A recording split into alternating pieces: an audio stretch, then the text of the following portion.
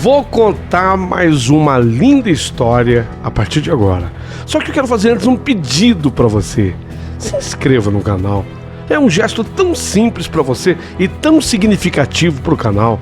Entra no canal, se inscreva, curta, põe o teu joinha, acione o sininho. Para nós isso é muito importante. O canal ganha força e muito mais histórias a serem contadas. Por favor, se inscreva no canal. Agora, prepara o coração, porque a história de hoje é linda.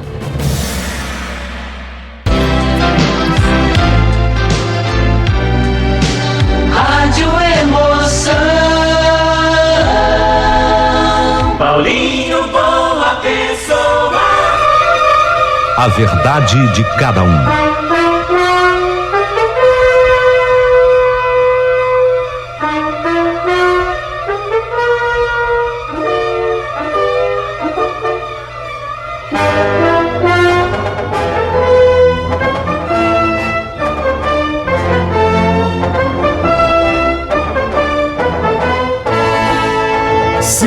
Sim, é uma das mais lindas histórias que eu já contei aqui no rádio. Você vai amar a história de uma mulher que teve a sua vida transformada, mudada. Mas especialmente isso aconteceu pela fibra, pela coragem dessa mulher. Até o capítulo de ontem, a gente soube que ela foi por um desafio. Juruena é uma cidade matogrossense muito distante do lugar onde ela morava. E ela foi lá, no comecinho. Na verdade, naquele finalzinho dos anos 70, comecinho dos anos 80, tudo era desafio na vida dela. Mas ela foi enfrentar com o marido. Quase desistiu quando ouvia os miados das onças no meio daquele mato. Mas ela acabou resistindo. No entanto, o marido descobre logo na sequência, depois de alguns anos, já radicado lá em Juruena, uma doença terrível, a doença de Chagas. E é aí que ela é obrigada a fazer uma nova mudança. Mas isso é do que trata o segundo capítulo da nossa história.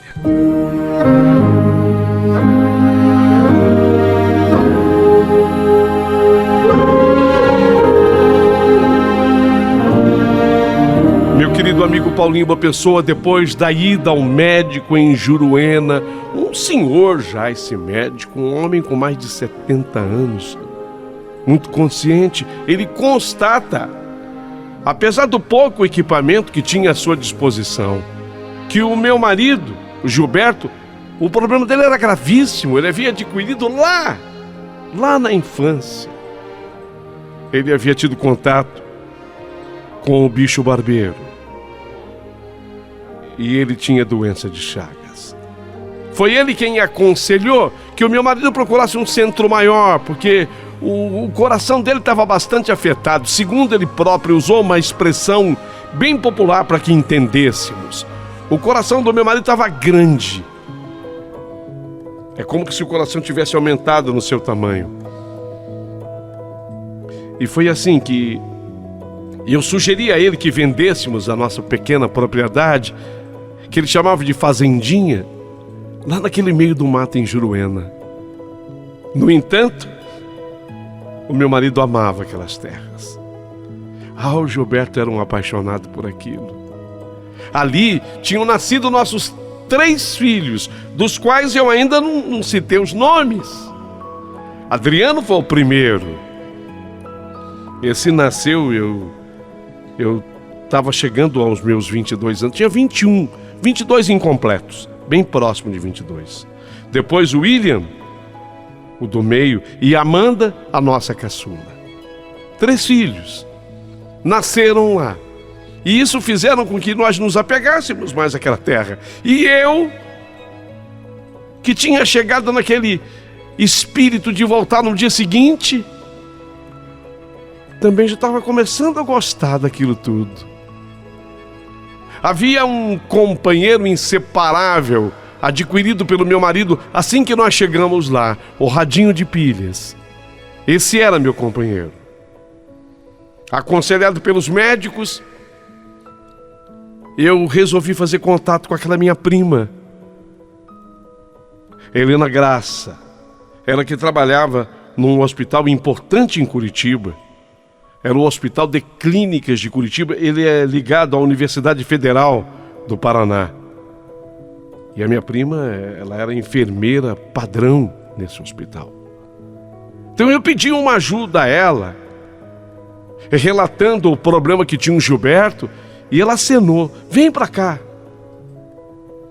Então eu convenci o Gilberto a fazermos a viagem, mas não o convenci a vender as terras. Ele não queria em hipótese alguma negociar aquilo que ele havia comprado com tanta luta e tanto sacrifício, e com a ajuda daquele grande prêmio no bilhete da Loteria Federal. Pedimos àquele funcionário do seu Juliano, que ficava pertinho de nós, era o nosso vizinho mais próximo, que ficasse tomando conta das nossas terras enquanto fazíamos a viagem. E olha, a viagem não foi curtinha não. Você sabe qual é a distância de Juruena a Curitiba? 2.614 quilômetros. Isso dá muito tempo de viagem. Era ônibus, trem, ônibus, trem. Agora com 3 filhos, ainda pequenos. Isso deu muito tempo. Foram 4 dias até chegarmos a Curitiba. No Hospital de Clínicas de Curitiba, ligado à Universidade Federal do Paraná, ele foi tratado pelos melhores médicos cardiologistas, mas o coração do meu marido estava bastante afetado. E aqui eu aproveito este momento da minha história, Paulinho Boa Pessoa, para dirigir uma crítica ao Brasil no que tange a saúde, e especialmente na solução de problemas de doença de Chagas. Você sabia que mesmo nos dias atuais só tem 2 medicamentos para quem tem a doença de Chagas no Brasil? Em outros países há outros medicamentos, aqui não. Aqui nós só temos 2 medicamentos. Então, de acordo com os médicos de Curitiba, o ideal no caso do Gilberto seria transplante de coração, porque o coração dele estava bastante afetado. Mas você sabe que transplante de coração não acontece do dia para a noite. Você entra numa fila, você precisa de um doador. Gilberto foi comunicado de tudo isso. Aliás, ele ficava sabendo primeiro que eu, de tudo que ele vivia, porque os médicos comunicavam direto com o paciente. E foi ele quem conversou comigo: Vera, o meu problema, ele é um pouquinho mais complicado, e eu não quero fazer essa coisa do transplante. Eu só quero fazer um pedido para você, que foi a mulher que eu escolhi, e eu não escolhi você à toa. Essa decisão, ela se deu baseada num sentimento nobre chamado amor. Vamos voltar para a nossa fazendinha. Eu sei, Curitiba é uma cidade espetacular, maravilhosa, cheia de recursos. Você não acha? Você não acha, Gilberto, que aqui, de repente, se você tiver um problema assim mais grave, nós estamos pertinho do recurso, há muita distância. São quase 2.700 quilômetros daqui lá. Não. Os médicos foram taxativos comigo, nós só temos 2 medicamentos. Isso já naquela época, e até hoje é assim. Nós só temos 2 medicamentos. O meu tratamento ideal seria transplante. Então eu não quero fazer isso. Até porque o transplante pode dar certo, pode não dar. Eu quero viver lá. E quero viver lá com você, com os meus filhos, e perto daquela natureza.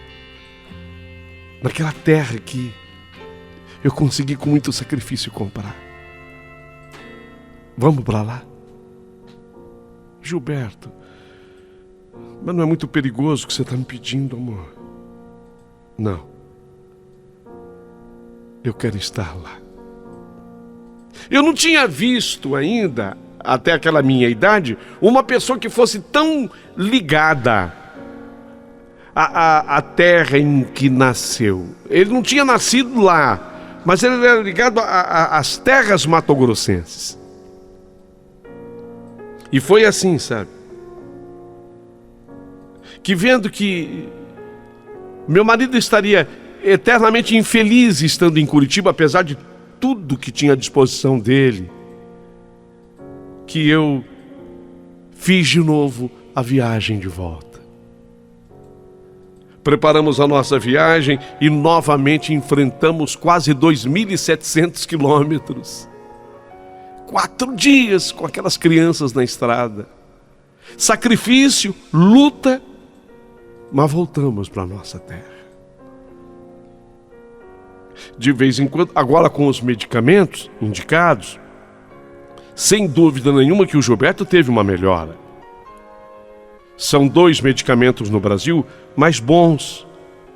Eu apenas lamento, e até hoje cobro, das autoridades, que se abra a possibilidade de outros medicamentos que são usados pelo mundo afora. Mas os 2 medicamentos são bons. E de certa forma, o Gilberto tinha voltado num estado de saúde melhor do que fora. Aquele médico de Juruena, ele também se tornou o médico do meu marido.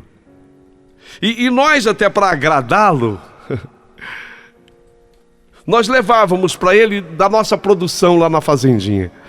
Para agradar o médico, nós levávamos abóbora, levávamos quiabo, levávamos o que tinha na horta. Ele adorava quiabo, disso eu me lembro. Levávamos uma galinha, levávamos os ovos. Até queijo, que depois nós começamos a produzir, devido a uma leiteira que nós havíamos adquirido. Até isso, nós levávamos com carinho para aquele médico, que foi cuidando do meu marido com todo o amor. E ali, apesar do problema do Gilberto, nós continuamos a nossa luta.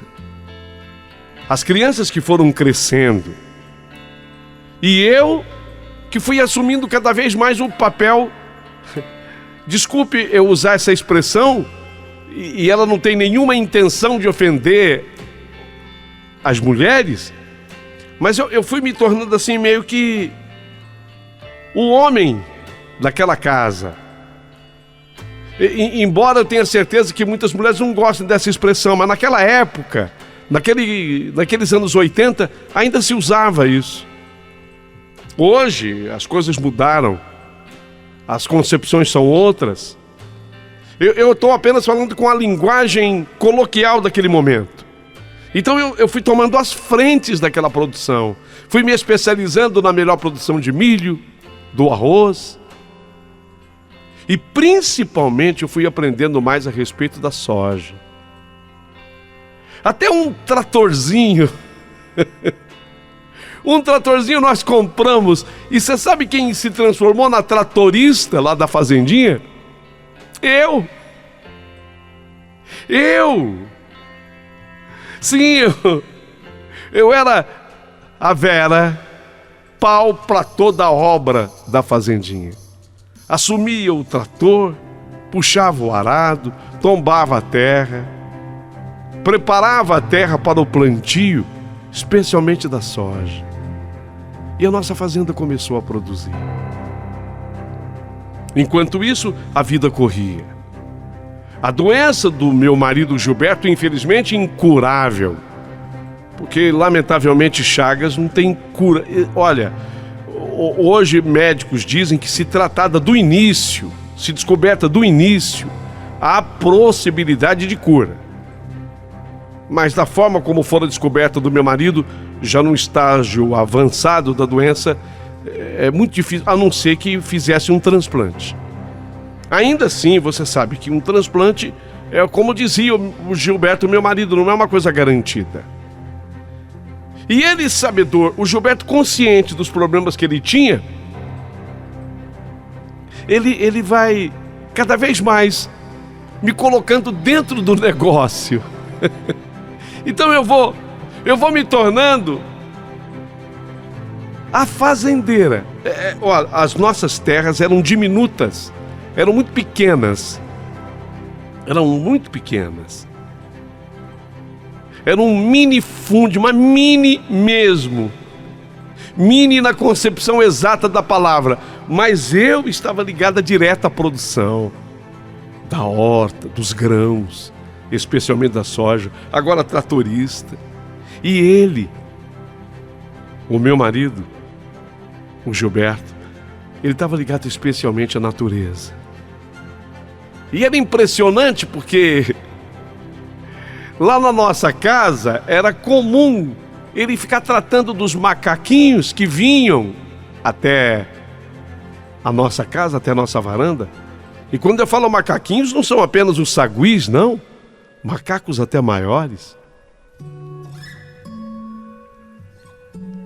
Ele vai se tornando amigo daquela bicharada toda. Tucanos que vinham no nosso quintal. Era uma algazarra de papagaios, de maritacas. Sabiá, roxinol. Era uma passarada cantando no alvorecer, no amanhecer e no entardecer, no pôr do sol. Era uma festa. Era uma festa. Eu ficava pensando na grande mudança que havia acontecido na minha vida.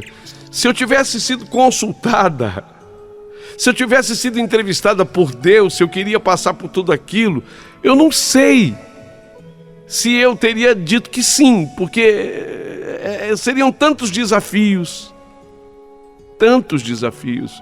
que sinceramente eu não me sentiria talvez preparada para dizer que sim. Mas eu estava dentro daquilo agora, passando por todas aquelas mudanças e me transformando numa grande produtora de grãos e plantando a soja.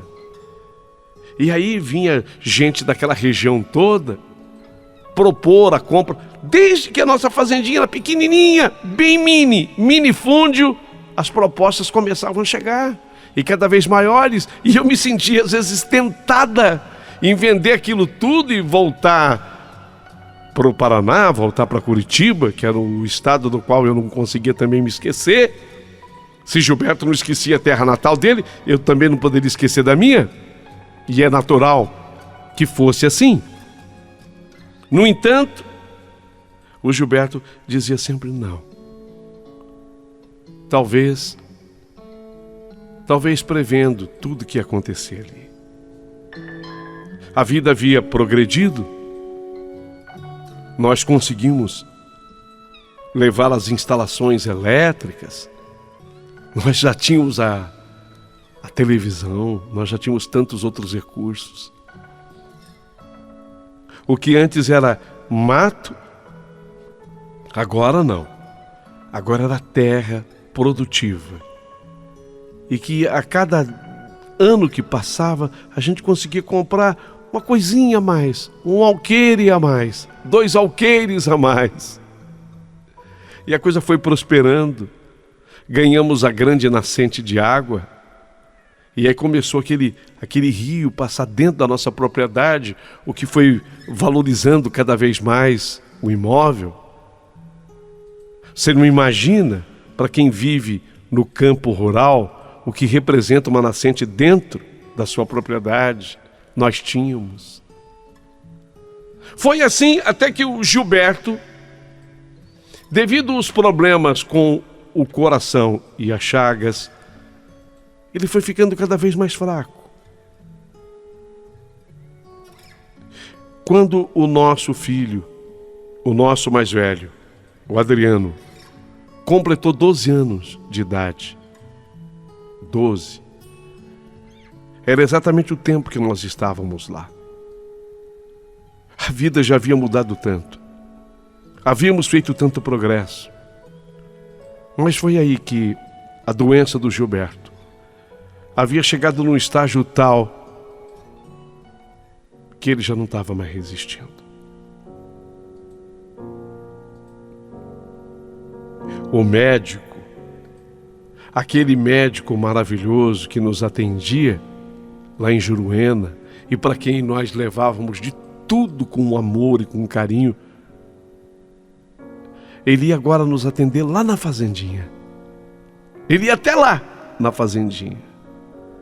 E nesse dia ele havia acabado de atender o Gilberto e quando ele estava indo embora, ele me chamou até o carro dele e eu fui até lá. E aí ele disse a mim: "Ô Vera, olha, é difícil para mim te falar isso, mas eu preciso te comunicar." "O que foi, doutor?" "É o fim, sabe? É o fim da linha para o Gilberto." Eu perguntei a ele se ele quer ser internado e ele disse que não. Se bem que a internação de nada adiantaria, no caso dele, só mesmo um transplante, e ainda assim não é garantido. A essas alturas eu nem sei mais. Quer dizer, até posso te garantir que sim, que não daria mais para ele já não teria mais forças para resistir uma cirurgia dessas.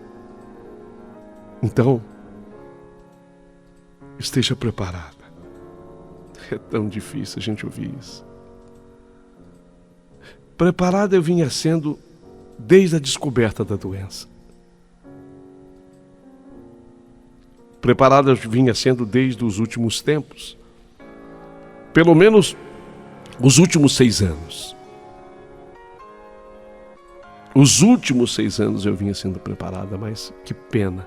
Já pegamos a doença num estágio tão avançado. Me despedi do doutor e fui atender o Gilberto, que precisava falar comigo. E o que ele tinha para me dizer era: "Amor, fala, Gi. Eu queria te pedir uma coisa." "O que é?"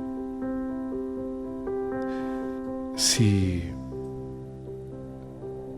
o pior me acontecer, você me enterra aqui?" "Ô, Gilberto, não me fala assim. Me enterra aqui.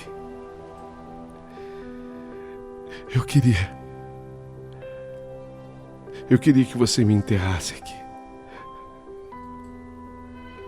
debaixo do pé do ipê roxo." "Será que pode? Eu nem sei. Talvez você esteja me pedindo uma coisa." "Pode, lógico que pode. Eu falei com o doutor." "Ele chegou a falar com você?" "Não. Ele é primo do prefeito de Juruena. Ele vai falar com o padre, que vai vir conversar com você. Ele vai conseguir uma autorização especial. Eu quero ser plantado aqui." "Como assim? Como assim, amor, plantado?" "Quero ser plantado debaixo do pé do ipê roxo e adubado pelas flores lindas que ele tem."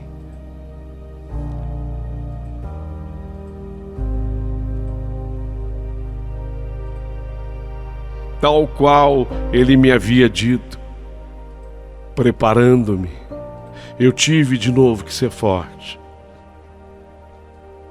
Porque exatamente a partir daquele dia,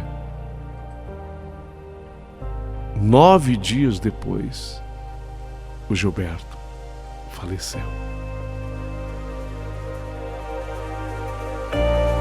Tudo havia sido feito, preparado por aquele médico que se tornou nosso amigo. Ele tinha, de fato, amizade com autoridades locais. O padre que veio até o lugar que nós morávamos. A vizinhança daqueles sitiantes, daquelas pequenas fazendinhas. Eu chamo assim de fazendinhas para que as pessoas entendam, mas eram sítios. Algumas até chácaras, outras propriedades até maiores. Todo mundo veio. E ali debaixo do pé do ipê roxo, o Gilberto foi sepultado. Foi impressionante. Foi algo de fato espiritual, porque aquela árvore do ipê roxo ficou lotada de pássaros os mais diferentes. Até os macaquinhos vieram se despedir dele. Eu não tenho a certeza absoluta do que acontece no pós-vida, mas uma coisa eu posso afirmar: que se de fato houver o pós-vida, e eu acredito que haja, o meu marido, quando passou desta para uma melhor, ele foi muito feliz. Muito feliz, porque aquela bicharada toda veio ali no pé do ipê roxo, sabe? Naquele fim de tarde, quando ele foi sepultado, todos os bichos vieram dar o seu adeus, um tchau. Até outros bichos maiores. Eu escutei o seu barulho na parte noturna, quando chegou a noite, como também a se encontrar ou a se despedir do Gilberto. Deus é que sabe.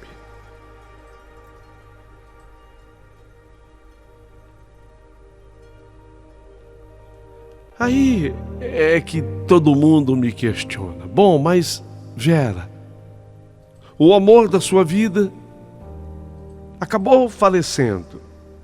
E acabou falecendo na terra que ele tanto amava. Uma terra que você acabou descobrindo com ele. Não era a tua origem. A tua história de nascimento era outra. Você tem 3 filhos. E aí? E aí que, olhando para aquela cruz que foi colocada ali debaixo daquele pé do ipê roxo, na sepultura do Gilberto, eu conversei com ele, sabe? Eu conversei com ele em pensamento, e ali eu acabei dizendo para ele: Gilberto, por incrível que pareça, quando todo mundo espera que eu vá embora vendendo as nossas terras, eu quero te comunicar que eu não vou, que aqui é o meu lugar. Eu aprendi a amar esse lugar. Foi você quem me ensinou. E especialmente agora que eu te plantei aqui, eu tenho certeza que eu tenho muito ainda que colher junto com os seus filhos. E é aqui que eu vou ficar.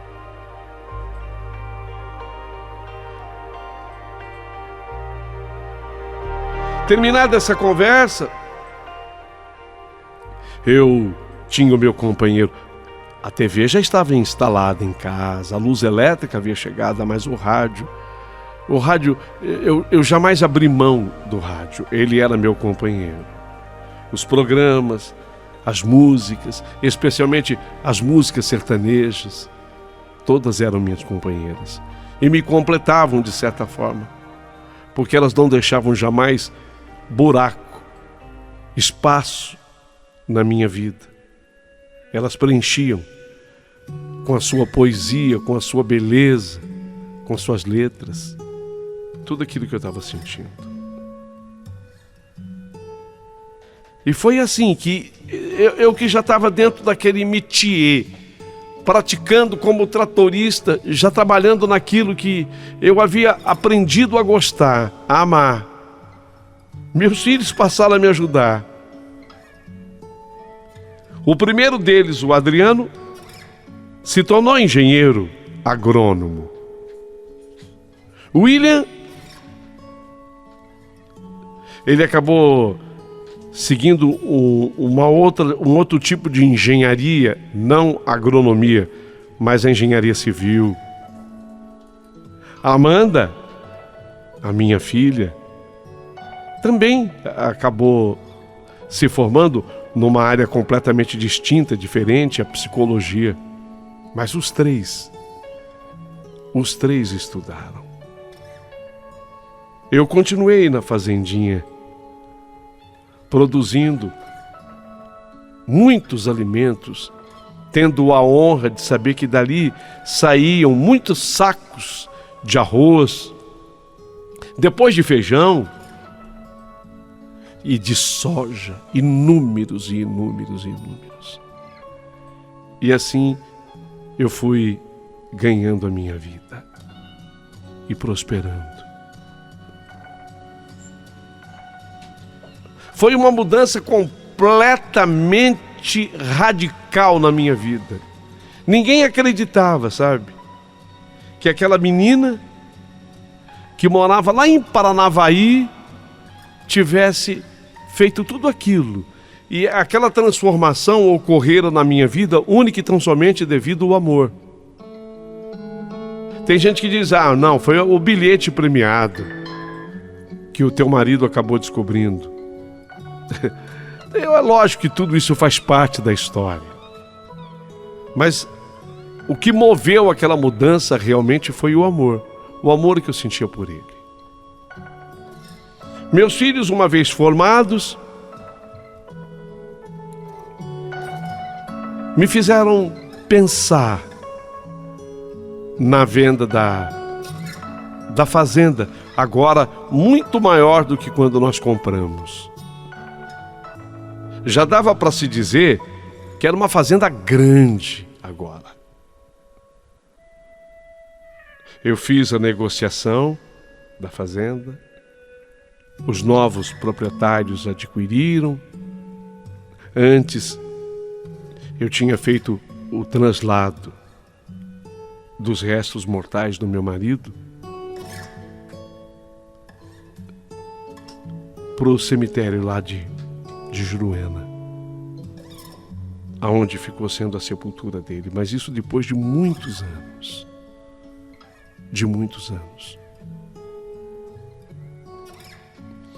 A mudança foi total na minha vida.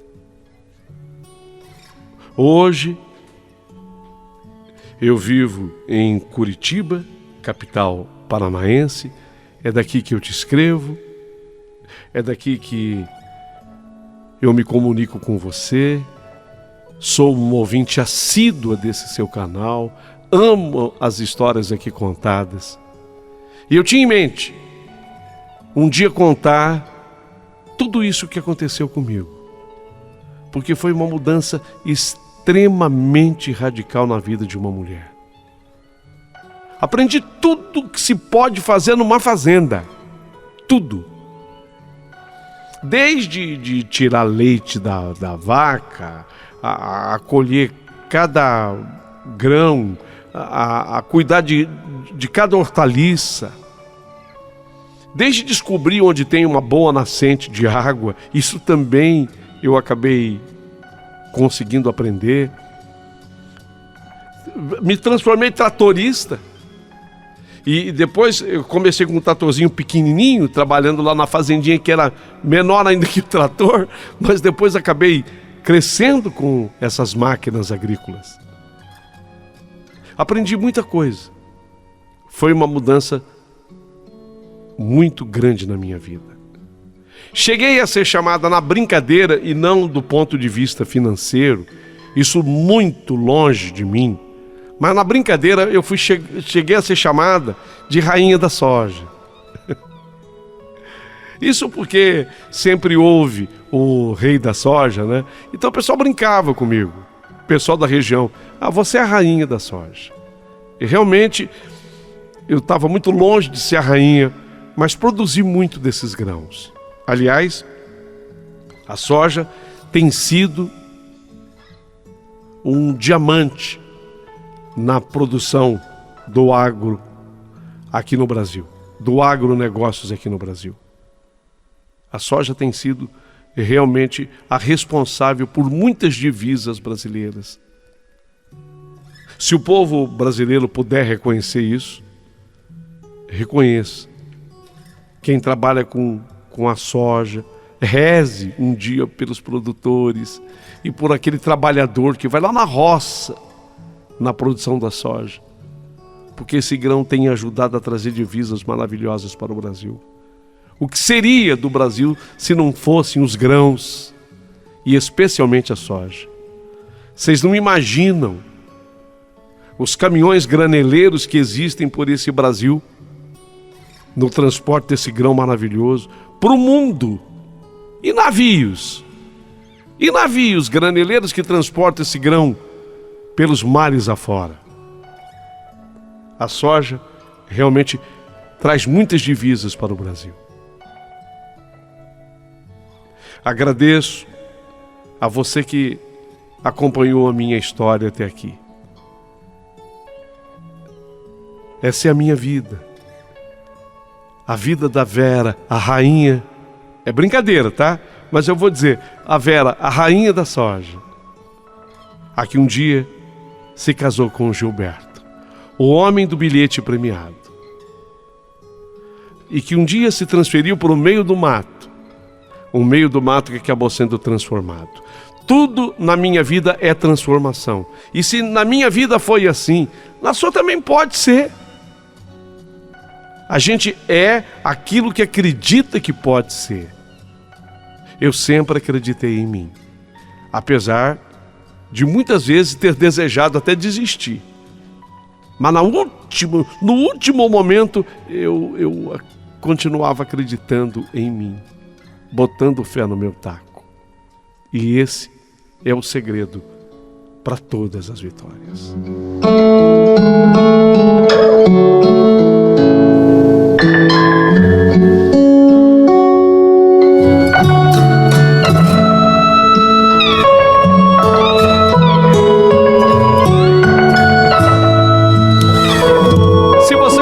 Da história, curta, manda o teu joinha, aproveita e se inscreva no canal do Paulinho Boa Pessoa.